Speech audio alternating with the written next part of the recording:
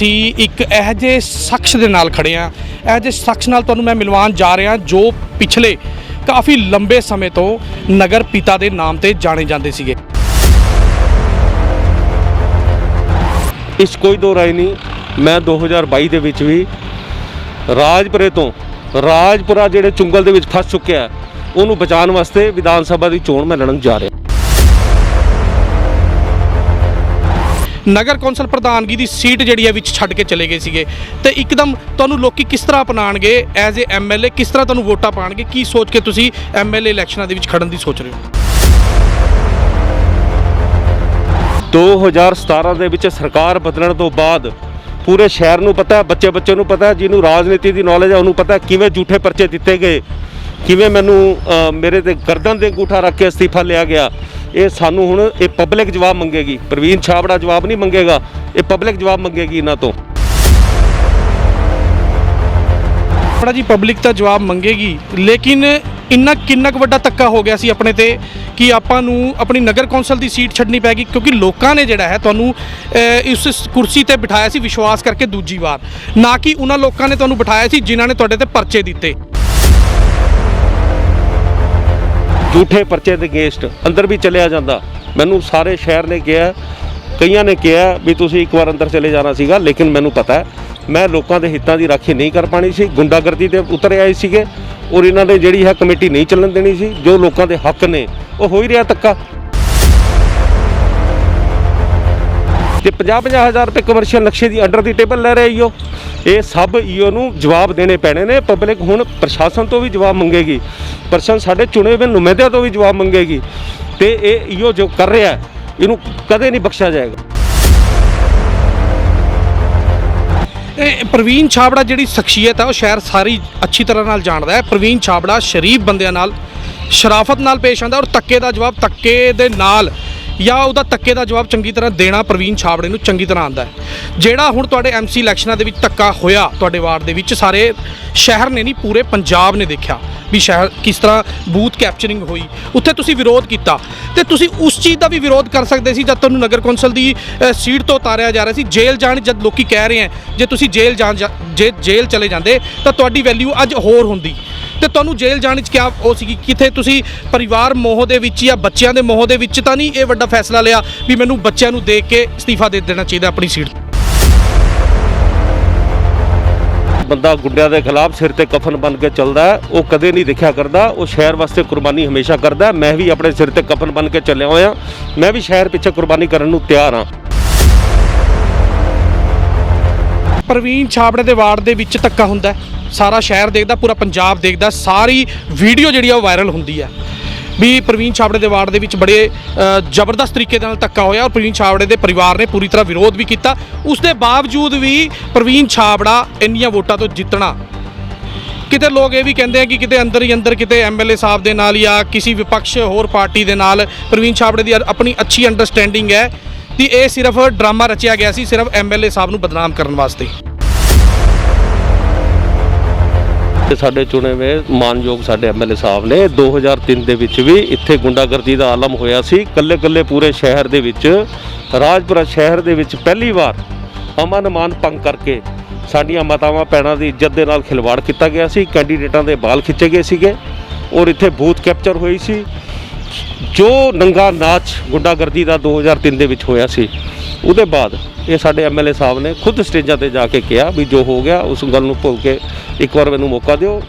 ਲੋਕਾਂ ਨੇ ਇਹਨਾਂ ਨੂੰ 2 ਵਾਰ ਮੌਕਾ ਦਿੱਤਾ, ਲੇਕਿਨ ਇਹਨਾਂ ਨੇ ਫਿਰ ਇਹ ਬੂਥ ਕੈਪਚਰਿੰਗ ਕਰਕੇ ਜਿਹੜੀ 14 ਫਰਵਰੀ ਨੂੰ ਚੋਣ ਹੋਈ ਹੈ ਇਹ ਲਾਈਵ ਚੱਲਿਆ।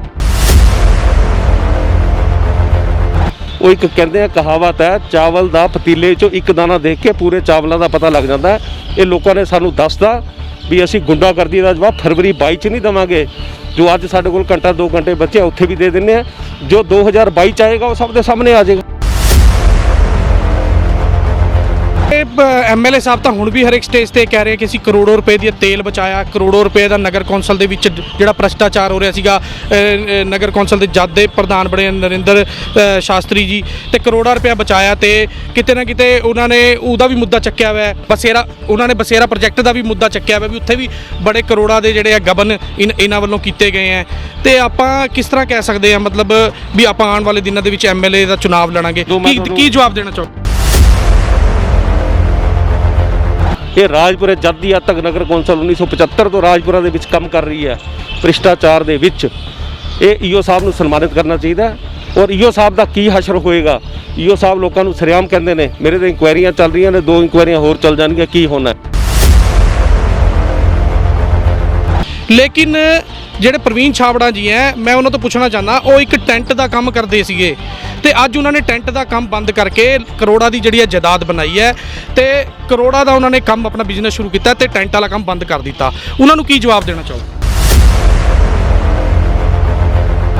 2022 ਦੇ ਚੁਣਾਵ ਨੇੜੇ ਆ ਗਏ, ਆਪਣੀ ਵੀ ਜਿਹੜੀ ਚਰਚਾ ਹੈਗੀ ਐਮਐਲਏ ਚੁਣਾਵ ਲੜਨ ਦੀ, ਉੱਤੇ ਜਗਦੀਸ਼ ਕੁਮਾਰ ਜੱਗਾ ਜੀ ਵੀ ਤਿਆਰ ਹੋ ਰਹੇ ਹੈ। ਪਹਿਲਾਂ ਤਾਂ ਮੈਨੂੰ ਇਹ ਦੱਸੋ, ਤੁਹਾਡੇ ਤੇ ਜਗਦੀਸ਼ ਕੁਮਾਰ ਜੱਗਾ ਜੀ ਦੇ ਸੰਬੰਧ ਕਿਹੋ ਜਿਹੇ ਆਪਸ ਵਿੱਚ? ਸਾਡੇ ਬੜੇ ਮਧੁਰ ਸੰਬੰਧ ਨੇ, ਰਾਜਨੀਤਿਕ ਲੈਵਲ ਤੋਂ ਉੱਪਰ ਉੱਠ ਕੇ ਨੇ। ਰਾਜਪੁਰੇ ਦੀ ਜਨਤਾ ਜਿਨ੍ਹਾਂ ਪਿੱਛੇ ਤੁਸੀਂ ਆਪਣੀ ਜਾਨ ਦੇਣ ਨੂੰ ਤਿਆਰ ਹੋ, ਜਿਨ੍ਹਾਂ ਪਿੱਛੇ ਤੁਸੀਂ ਵਿਕਾਸ ਦੇ ਇੰਨੇ ਕੰਮ ਕਰਾਏ ਆ, ਅੱਜ ਇੰਨੀਆਂ ਗੱਲਾਂ ਜਿਹੜੀਆਂ ਅਸੀਂ ਵੀ ਤੁਹਾਡੇ ਨਾਲ ਕਰ ਰਹੇ ਹਾਂ, ਤੁਸੀਂ ਉਸ ਪਬਲਿਕ ਵਾਸਤੇ ਹੀ ਸੁਣ ਰਹੇ ਹੋ।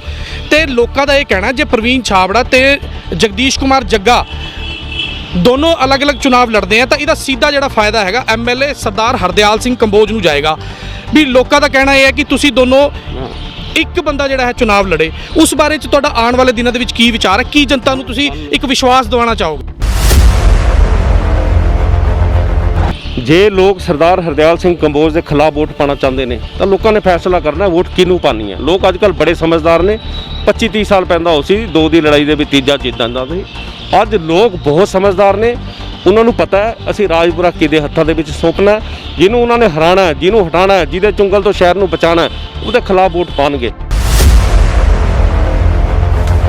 ਸੰਦੀਪ ਜੀ, ਲੇਕਿਨ ਮੇਰੇ ਸ਼ਹਿਰ ਵਾਲੇ ਤੇ ਕਿਸੇ ਤੇ ਕੋਈ ਔਕੜ ਆ ਗਈ ਤਾਂ ਮੈਂ ਅੰਦਰ ਜਾਣ ਤੋਂ ਵੀ ਗੁਰੇਜ਼ ਨਹੀਂ ਕਰਾਂਗਾ, ਲੇਕਿਨ ਮੈਂ ਗੁੰਡਾਗਰਦੀ ਸ਼ਹਿਰ 'ਚ ਬਿਲਕੁਲ ਨਹੀਂ ਹੋਣਾਗਾ। ਤੁਹਾਡੇ ਮਾਧਿਅਮ ਦੇ ਰਾਹੀਂ ਮੈਂ ਪੂਰੇ ਸ਼ਹਿਰ ਨੂੰ ਔਰ ਪ੍ਰਸ਼ਾਸਨ ਨੂੰ ਇਸ ਮਾਈਕ ਦੇ ਰਾਹੀਂ ਤੁਹਾਡੇ ਰਾਹੀਂ ਇਹ ਸੁਨੇਹਾ ਦੇਣਾ। ਤੁਹਾਡੇ ਉੱਤੇ ਰਾਜਪੁਰੇ ਦੇ ਵਿੱਚ ਸ਼ਰਤਾਂ ਲੱਗਣੀਆਂ ਸ਼ੁਰੂ ਹੋ ਗਈਆਂ, ਲੋਕਾਂ ਦਾ ਬਹੁਤ ਕੁਝ ਲੱਗਿਆ ਹੋਇਆ ਤੁਹਾਡੇ ਦਾ ਤੇ ਵੀ ਪ੍ਰਵੀਨ ਛਾਬੜਾ ਜਿਹੜਾ ਆਮ ਆਦਮੀ ਪਾਰਟੀ ਤੋਂ ਹੀ ਚੁਣਾਵ ਲੜਨਗੇ। ਉਹਨਾਂ ਦੀ ਪੂਰੀ ਗੱਲਬਾਤ ਹੋ ਚੁੱਕੀ ਹੈ ਤੇ ਕਿਤੇ ਨਾ ਕਿਤੇ ਇਹ ਗੱਲਾਂ ਸ਼ਹਿਰ ਦੇ ਵਿੱਚ ਬਹੁਤ ਅੱਗ ਦੀ ਤਰ੍ਹਾਂ ਫੈਲ ਰਹੀਆਂ।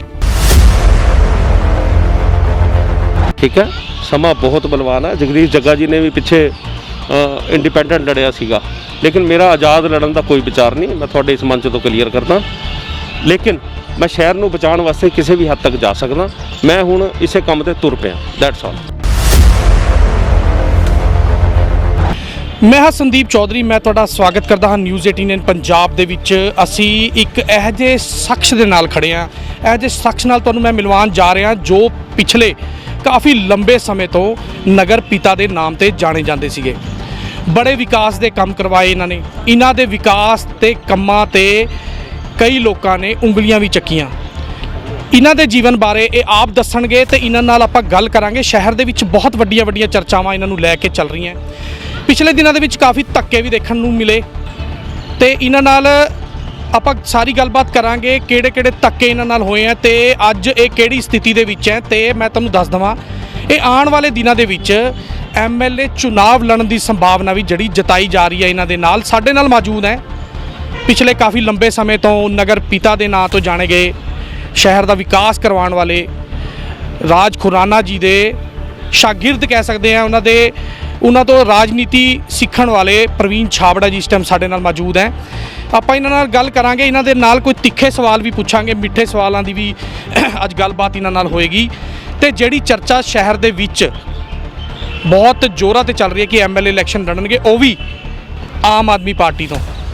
ਬੀਜੇਪੀ ਤੇ ਇਹ ਸਦੱਸਿਆ ਹੈ, ਬੀਜੇਪੀ ਤੋਂ ਇਹ ਪ੍ਰਧਾਨ ਰਹੇ ਹੈ, ਨਗਰ ਕੌਂਸਲ ਕਈ ਵਾਰੀ ਚੁਣਾਵ ਲੜ ਚੁੱਕੇ हैं ਤੇ ਐਮਸੀ ਰਹਿ ਚੁੱਕੇ हैं ਤੇ ਨਗਰ ਕੌਂਸਲ ਦੇ ਪ੍ਰਧਾਨ ਰਹਿ ਚੁੱਕੇ हैं। ਸ਼ਹਿਰ 'ਚ ਬੜੇ ਇਹਨਾਂ ਨੇ ਕੰਮ ਕਰਾਏ ਹੈ। ਛਾਬੜਾ ਜੀ, ਮੈਂ ਤੁਹਾਡਾ ਸਵਾਗਤ ਕਰਦਾ ਨਿਊਜ਼ 18 ਪੰਜਾਬ ਦੇ ਵਿੱਚ। ਆਪਾਂ ਪਹਿਲਾਂ ਵੀ ਕਈ ਵਾਰੀ ਚਰਚਾਵਾਂ ਕਰ ਚੁੱਕੇ ਹਾਂ, ਇੰਟਰਵਿਊ ਕਰ ਚੁੱਕੇ ਹਾਂ ਤੇ ਅੱਜ ਤੁਹਾਡੇ ਨਾਲ ਕਈ ਗੱਲਾਂ ਤੇ ਅਸੀਂ ਇੰਟਰਵਿਊ ਕਰਨ ਵਾਸਤੇ ਉਰੇ ਮੌਜੂਦ ਹਾਂ।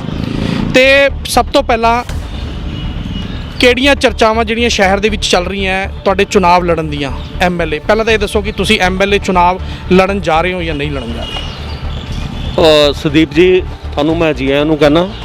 ਦੇਖੋ, ਅੱਜ ਕੋਈ ਸਮਾਂ ਅਨੁਕੂਲ ਨਹੀਂ ਹੈਗਾ। ਉਹਦਾ ਕਾਰਨ ਹੈ ਕਿ ਸਾਡਾ ਪੂਰਾ ਹਿੰਦੁਸਤਾਨ, ਸਾਡੀ ਪੂਰੀ ਸਟੇਟ, ਸਾਡਾ ਆਪਣਾ ਪੂਰਾ ਜ਼ਿਲ੍ਹਾ, ਸਾਡਾ ਪੂਰਾ ਸ਼ਹਿਰ ਇਸ ਟਾਈਮ ਕਰੋਨਾ ਦੀ ਚਪੇਟ ਦੇ ਵਿੱਚ ਹੈ। ਮੈਂ ਸਭ ਤੋਂ ਪਹਿਲਾਂ ਅੱਜ ਜਿਹੜੀ ਇੱਥੇ ਕਾਲਾ ਬਾਜ਼ਾਰੀ ਹੋ ਰਹੀ ਹੈ, ਜਿਹੜੇ ਬੰਦੇ ਪੈਸੇ ਦੇ ਰਹੇ ਨੇ ਪ੍ਰਸ਼ਾਸਨ ਨੂੰ, ਮੈਂ ਸਮਝਦਾ ਇਹ ਭੇਦਭਾਵ ਨਹੀਂ ਹੋਣਾ ਚਾਹੀਦਾ।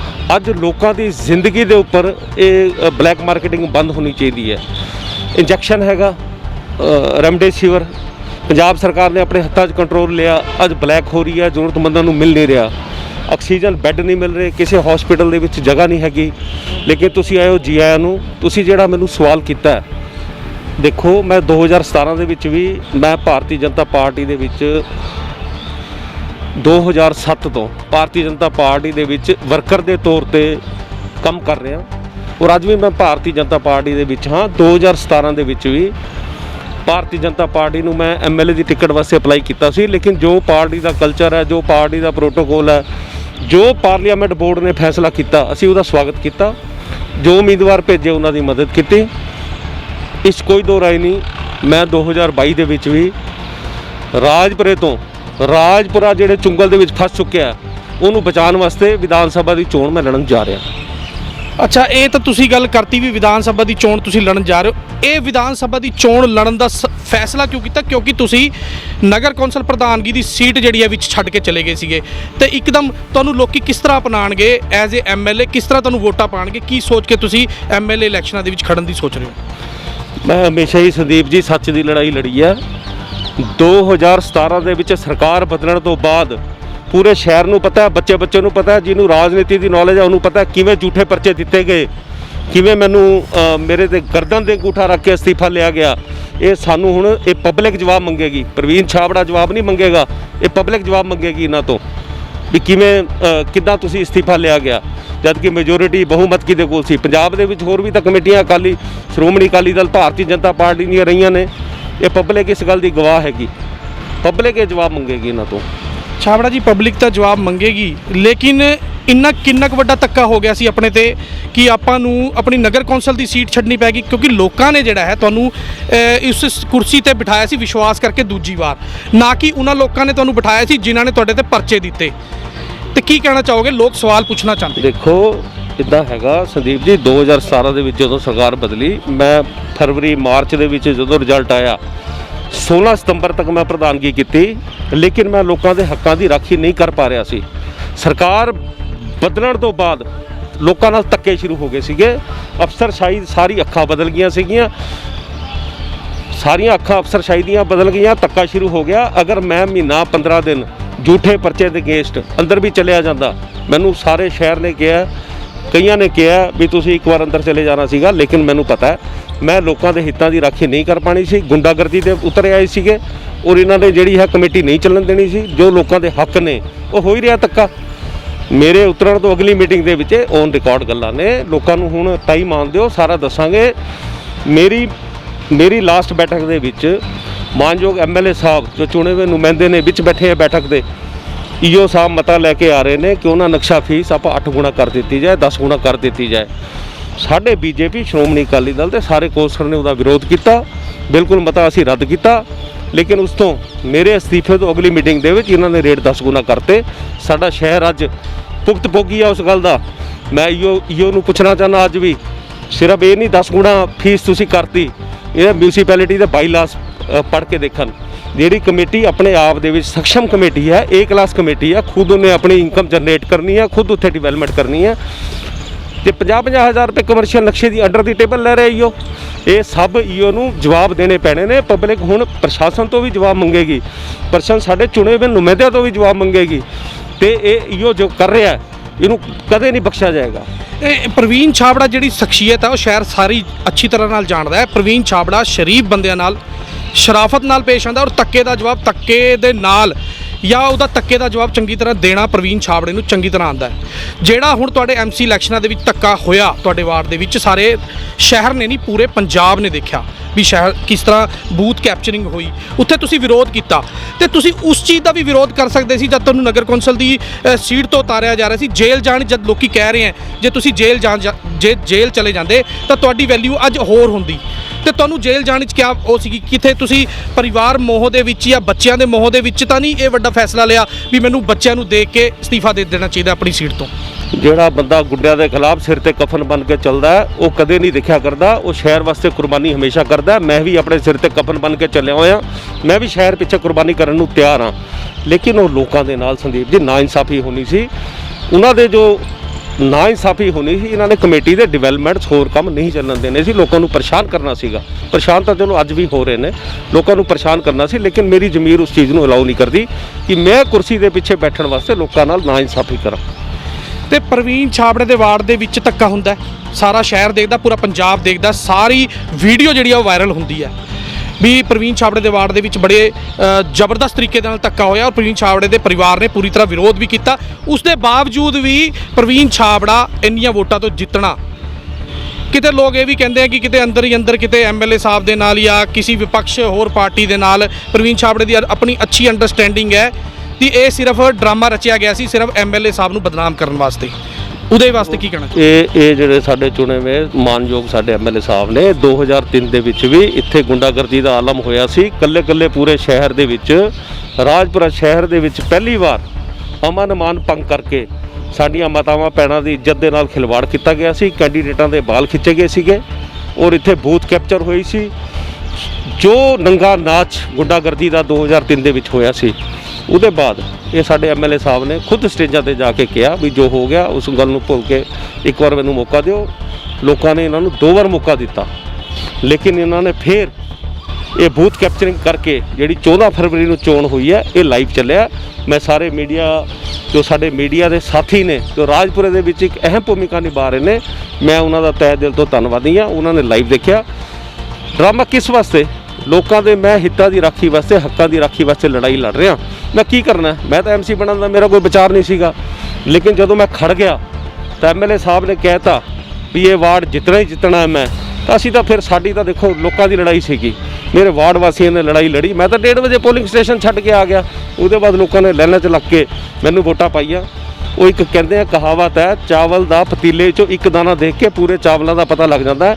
ਇਹ ਲੋਕਾਂ ਨੇ ਸਾਨੂੰ ਦੱਸਦਾ ਵੀ ਅਸੀਂ ਗੁੰਡਾਗਰਦੀ ਦਾ ਜਵਾਬ ਫਰਵਰੀ 22 'ਚ ਨਹੀਂ ਦੇਵਾਂਗੇ। ਜੋ ਅੱਜ ਸਾਡੇ ਕੋਲ ਘੰਟਾ 2 ਘੰਟੇ ਬੱਚੇ ਉੱਥੇ ਵੀ ਦੇ ਦਿੰਦੇ ਆ, ਜੋ 2022 'ਚ ਆਏਗਾ ਉਹ ਸਭ ਦੇ ਸਾਹਮਣੇ ਆ ਜਾਏਗਾ।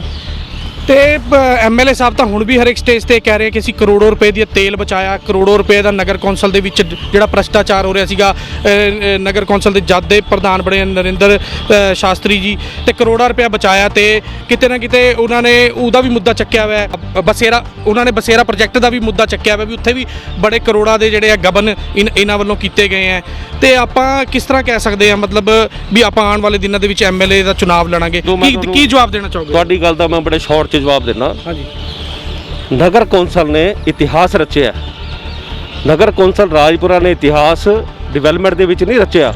ਨਗਰ ਕੌਂਸਲ ਰਾਜਪੁਰਾ ਨੇ ਇਤਿਹਾਸ ਰਚਿਆ ਭ੍ਰਿਸ਼ਟਾਚਾਰ ਦੇ ਵਿੱਚ। ਇਹ ਰਾਜਪੁਰੇ ਜਦ ਦੀ ਅੱਜ ਤੱਕ ਨਗਰ ਕੌਂਸਲ 1975 ਤੋਂ ਰਾਜਪੁਰਾ ਦੇ ਵਿੱਚ ਕੰਮ ਕਰ ਰਹੀ ਹੈ ਭ੍ਰਿਸ਼ਟਾਚਾਰ ਦੇ ਵਿੱਚ।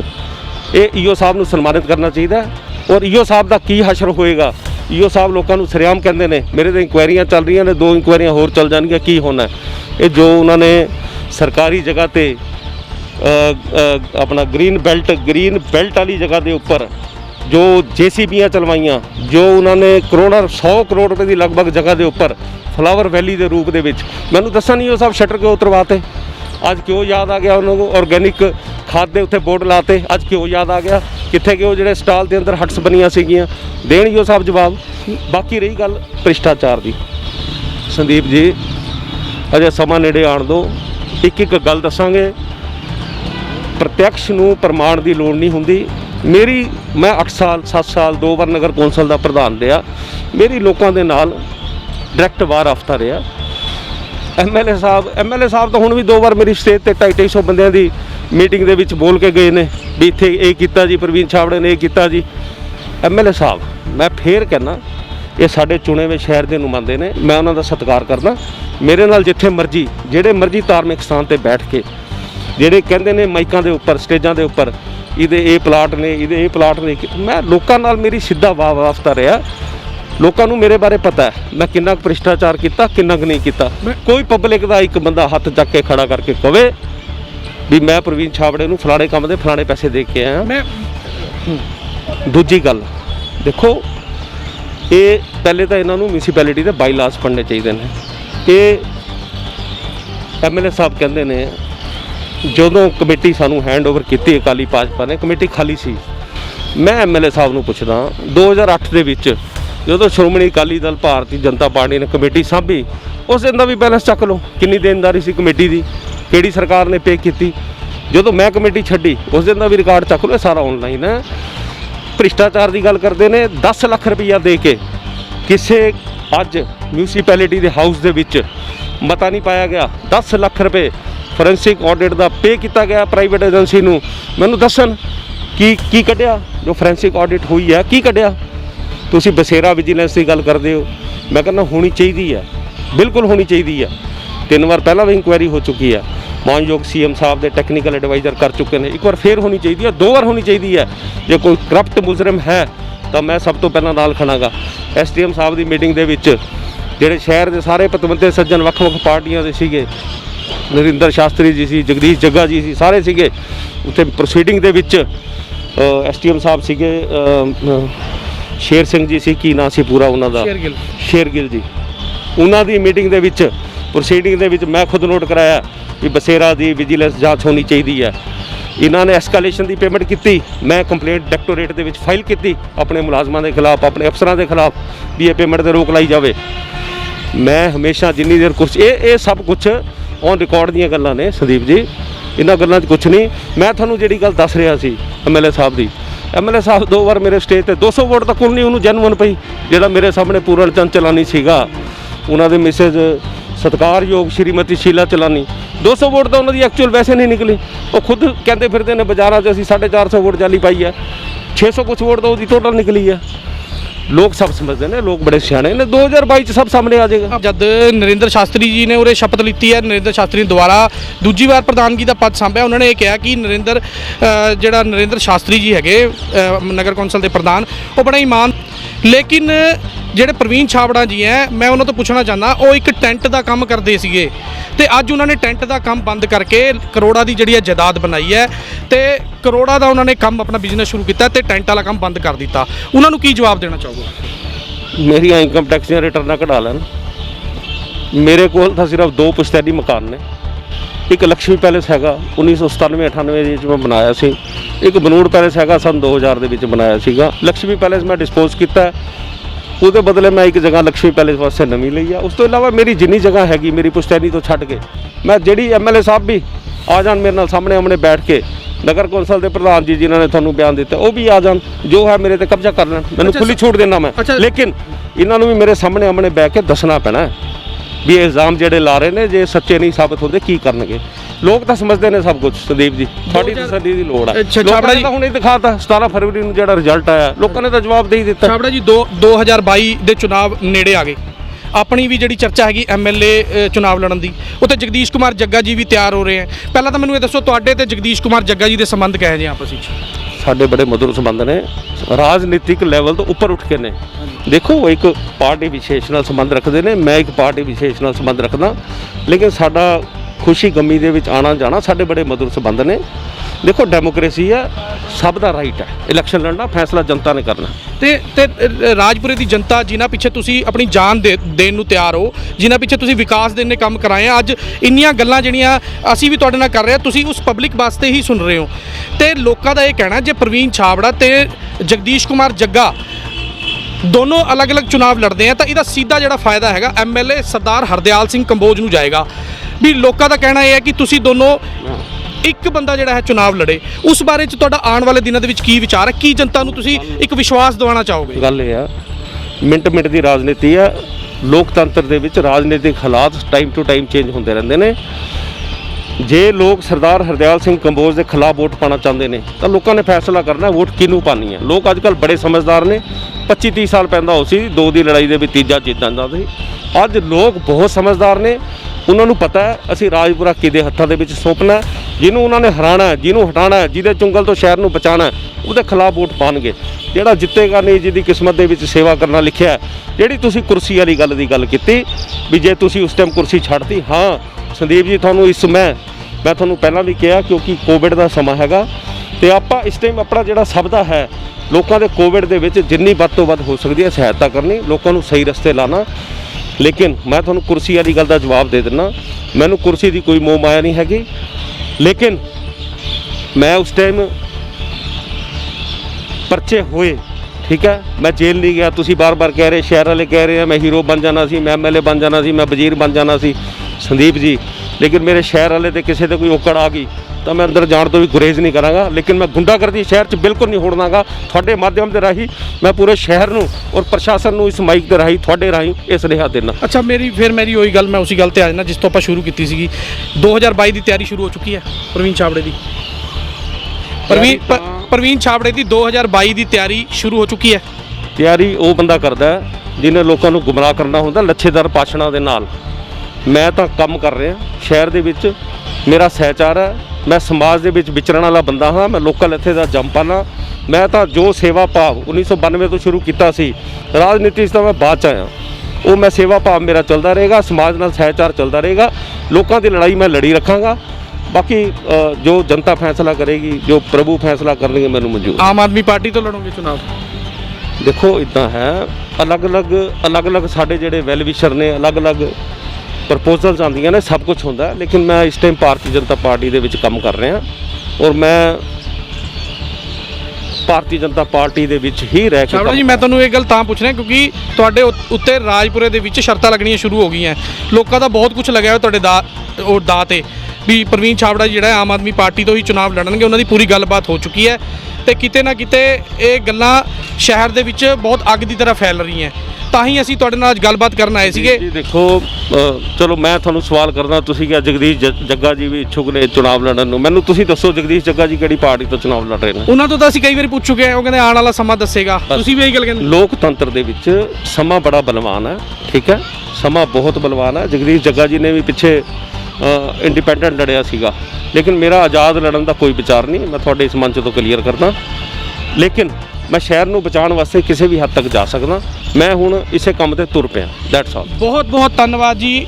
ਇਹ ਸੀਗੇ ਨਗਰ ਕੌਂਸਲ ਦੇ ਪ੍ਰਧਾਨ ਪ੍ਰਵੀਨ ਛਾਬੜਾ, ਜਿਹੜੇ ਪੂਰਵ ਪ੍ਰਧਾਨ ਰਹੇ ਆ ਪ੍ਰਵੀਨ ਛਾਬੜਾ ਜੀ।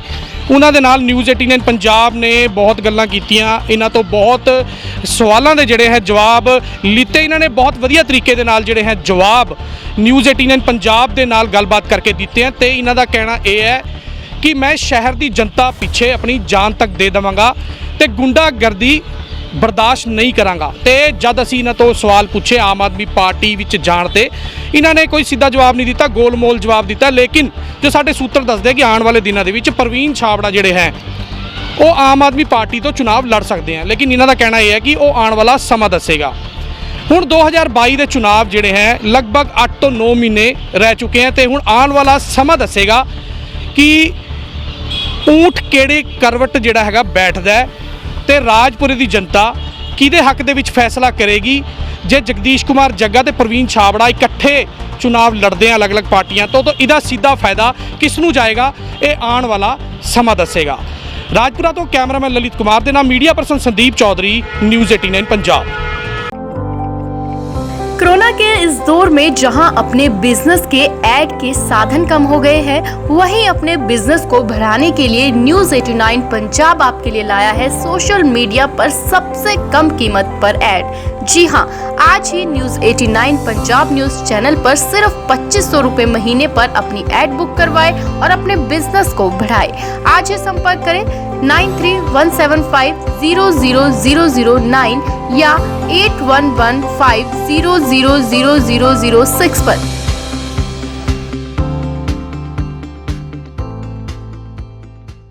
PEPSU township development board Punjab ਦੇ ਵਾਈਸ ਚੇਅਰਮੈਨ ਸ਼੍ਰੀ ਜਗਦੀਸ਼ ਕੁਮਾਰ ਜੱਗਾ ਜੀ ਦੇ ਨਾਲ ਜੁੜਨ ਲਈ 9990107900 ਨੰਬਰ ਤੇ ਮਿਸ ਕਾਲ ਕਰੋ ਜਾਂ ਇਹਨਾਂ ਸੋਸ਼ਲ ਮੀਡੀਆ ਪਲੇਟਫਾਰਮਾਂ ਤੇ ਫੋਲੋ ਕਰੋ।